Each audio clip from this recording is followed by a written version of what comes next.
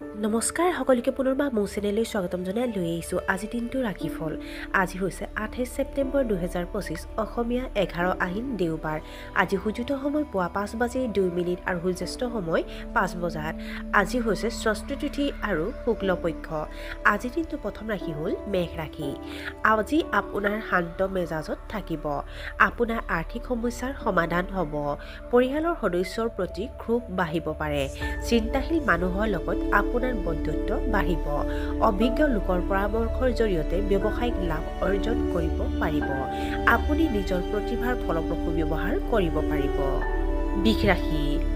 সাহিত্য আৰু সংবাদ মাধ্যমৰ লগত জড়িতসকলে হয়তো সন্মান লাভ কৰিব পাৰে। কঠোৰ শব্দ পৰিহাৰ কৰক। আপুনি এক উত্তেজনা আৰু উৎসাহৰ অনুভৱ কৰিব। উপাৰ্জনৰ নতুন উৎস বিচাৰি পাব। সৰু ল'ৰা-ছোৱালীৰ লালন পালনৰ প্ৰতি গুৰুত্ব দিয়ক। আপুনি আপোনাৰ জীৱনসংগীৰ সৈতে মানসম্পন্ন সময় কটাব। মিথুন ৰাশি।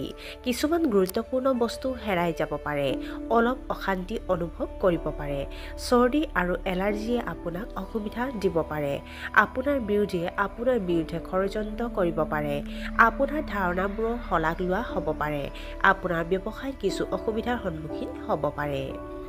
কৰ্কট ৰাশি। ব্যৱসায়ত আপোনাৰ কামৰ পদ্ধতি সালসলনি কৰিবলগীয়া হ'ব পাৰে। আপুনি আপোনাৰ জীৱনসংগী আৰু সন্তানৰ সৈতে সময় কটাব। ছ'চিয়েল মিডিয়া ব্যৱহাৰ কৰাৰ সময়ত সাৱধান হওক। ছাত্ৰ-ছাত্ৰীসকলে পঢ়া-শুনাত অসাৱধান হ'ব পাৰে। আপোনাৰ কঠোৰ পৰিশ্ৰমৰ ফলত ফলপ্ৰসূ ফলাফল পোৱা যাব। সিংহ ৰাশি। সামাজিক অনুষ্ঠানৰ লগত জড়িতসকলৰ বাবে আজিৰ দিনটো সুন্দৰ হ'ব। বৃদ্ধি হোৱা খৰচৰ কমোৱাত আপুনি সফল হ'ব। কৰ্মক্ষেত্ৰত থকা বাধাসমূহ দূৰ হ'ব। আপোনাৰ চাকৰিৰ অসুবিধাবোৰ সমাধান হ'ব। ক্ষুদ্ৰ ব্যৱসায়ৰ লগত জড়িতসকলৰ বাবে দিনটো অতি শুভ। ভৱিষ্যতৰ পৰিকল্পনাৰ বিষয়ে